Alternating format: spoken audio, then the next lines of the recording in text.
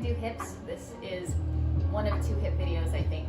This one's going to be a little bit more chill, still has some active range of motion components, a little bit of isometric holding, almost no passive stuff, maybe a little bit at the end, we'll see.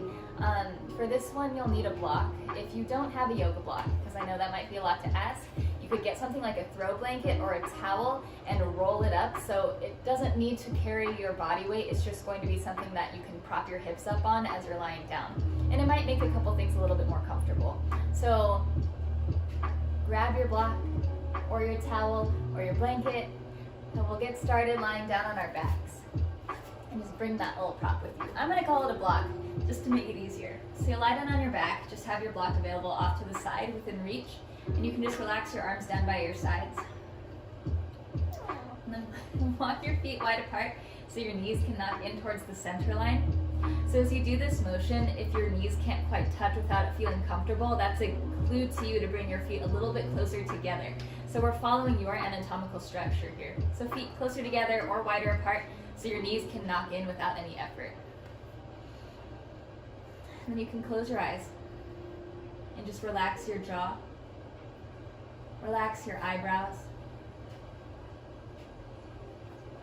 Take a moment to tune into your breath.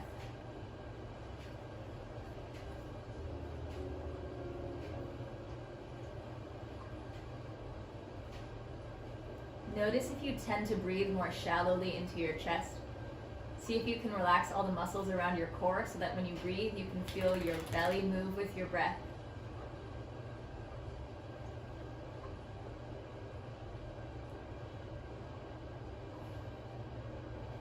And we'll keep that gentle rhythm. Take a full inhale here.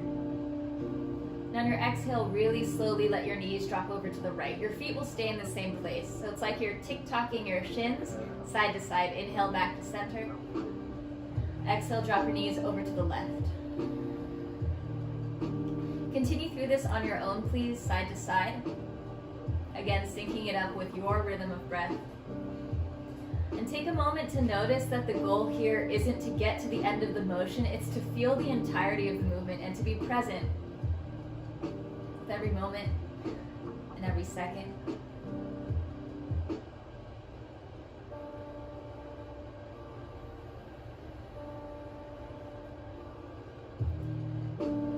Feel in your mind's eye the thigh bones rotating in the hip sockets. Feel the gentle rocking of the pelvis as a whole on the floor.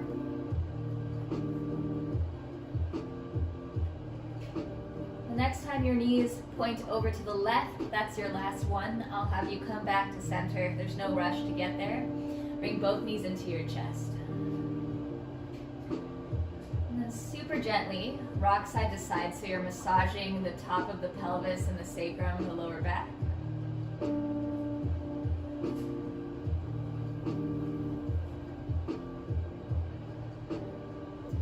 Release your feet down to the floor with your knees bent.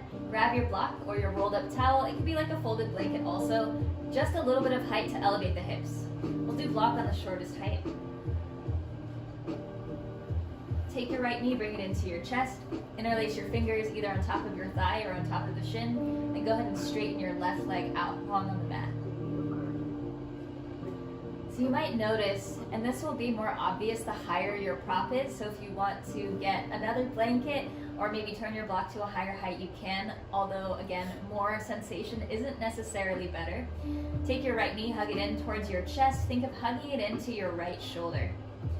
Then option to stay if you like it more passive. Otherwise, I invite you to follow along with me. Hover your left heel off the floor. Point your left toes like you're trying to touch the wall in front of you. Think of it like you could get longer from your hip joint all the way to your big toe. Reach forward and then give a little bit of downward action and notice the awakening it gives to the front of the left hip. Take a deep breath.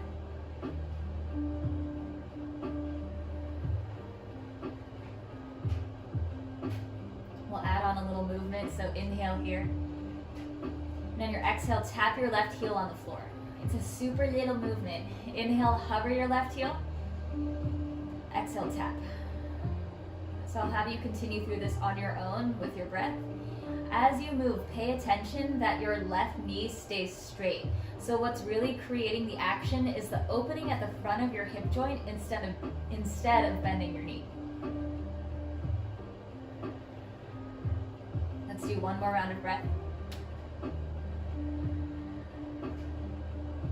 Slowly left knee into the chest. Interlace your fingers on your left leg, straighten your right leg out long. Start with letting your right heel rest on the floor. Left knee to the outside of your left shoulder. And this will help, especially if you feel any pinching in the front of your left hip. And then hover your right heel off the floor.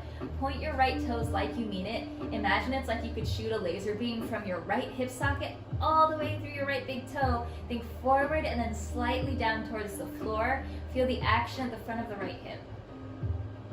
A couple rounds of breath, just holding it.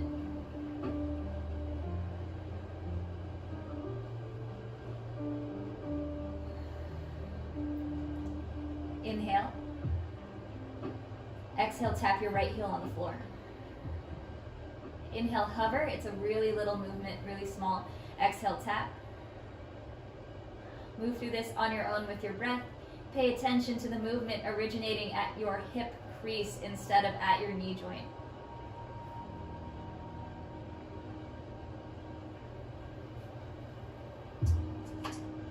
Relax your jaw. Relax your eyebrows.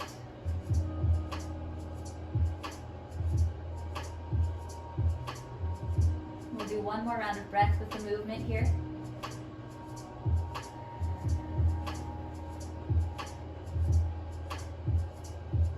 Draw your right knee into your chest. Then both feet down to the floor, knees bent. Lift your hips, slide your prop out from underneath you. Slowly lower your hips down to the floor. And we'll just reintegrate with a little bit of active motion. So rooting down through your heels, inhale, lift your hips. And exhale, lower. Simple bridge pose with breath. Inhale, lift. Exhale, lower. Continue through this with your breath on your own. I'll explain a little bit of the mechanics. As you lift your hips, the engine of the movement is the pressure that your heels create into the floor. And as soon as you can put your perspective there instead of into the lower back, you'll notice now that the lower glutes and maybe the hamstrings are really what are creating the movement. And that's just what we're focusing on for today's class. Let's do one more round of breath.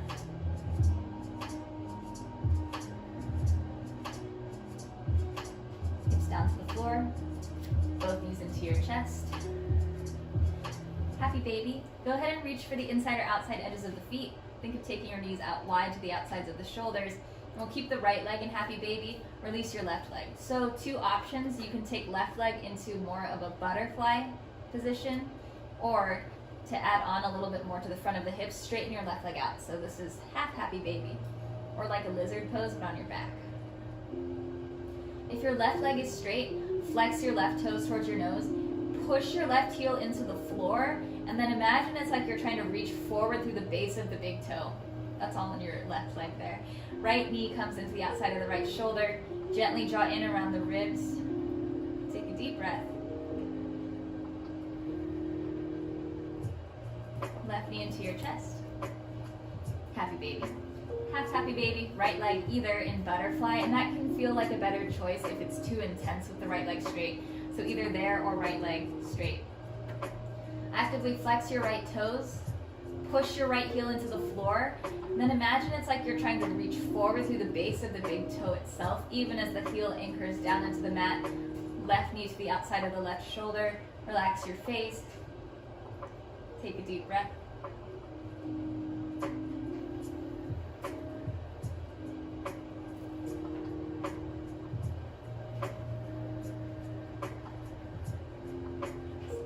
Release both knees into your chest. We won't waste any time. Go ahead and come up to sitting. Well, let's get into the outer hips a little bit. So this is a great one where you can sit up onto your block, especially if your hips are feeling pretty tight. Don't cheat yourself out of this by thinking you have to have your hips on the floor. So I'm going to set myself up on my block on the lowest height, and we'll sit crisscross. So a really important component of this, I think I've heard it referred to as like box pose or square pose. It's like sitting crisscross. But if you have your feet tucked in close towards you, you're not going to feel anything through the outer hips. That's a great clue. For those of you who feel a lot, you can take your heels in closer towards your body to feel less. Okay, so walk your feet forward so your shins are parallel to the front edge of your mat. Feet closer together for less sensation. Sorry, my dog has their turkey. Or feet underneath opposite knee for more. Hands by your hips, slide your butt back a little bit. Inhale, lift your chest, then exhale, hinge forward. So we're looking for sensation in the outside of the hips here. You might feel it a little bit more towards the back. It just depends on where you're tight. If you're not sitting on your block, you can always use it to put your forearms down or to rest your forehead. So this will be our passive outer hip opener today.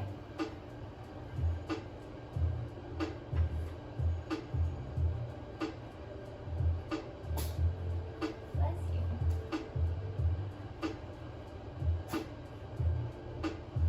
A prerequisite of this pose does not have to be like crushing your ankles to death, so feel free to maneuver around or maybe pad with a blanket underneath if you feel like the ankle into the floor is too much.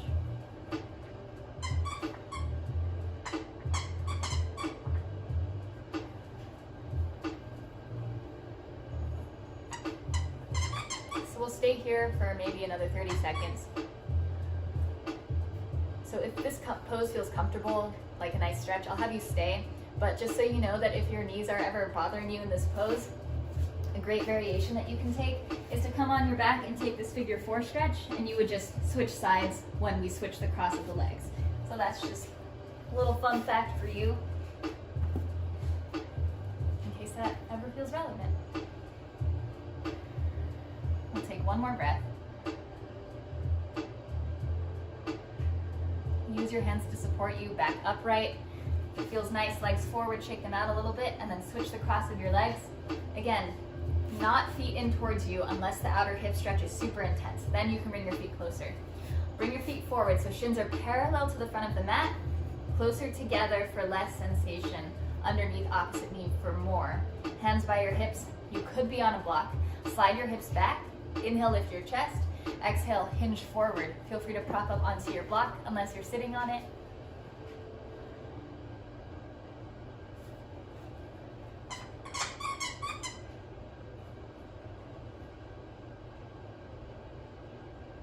And if you were doing the figure 4 on your back, you would just switch what side you're doing the figure 4 on.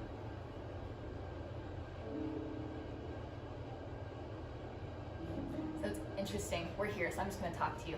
But I felt my front knee was feeling a little bit wonky in that moment, so I scooched my heel back. I had too large of an angle at the knee joint, so I just brought my heel closer towards me and relaxed my foot a little bit, and that actually helped take some pressure off the knees. Sometimes with poses like these, we get super intense about flexing the foot to protect the knee, but that can actually have a counter rotation in the shin. So that's gonna get really technical, so I won't go into it, but just know that you can make little adjustments so that things feel better in your body. So relaxing, right? Okay, breathe.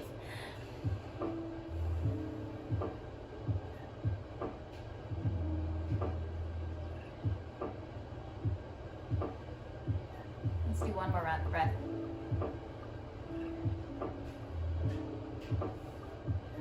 Go ahead and come back up to sitting. Hands come behind you, take the legs out, go ahead and shake them out. And then I think that will be it for today.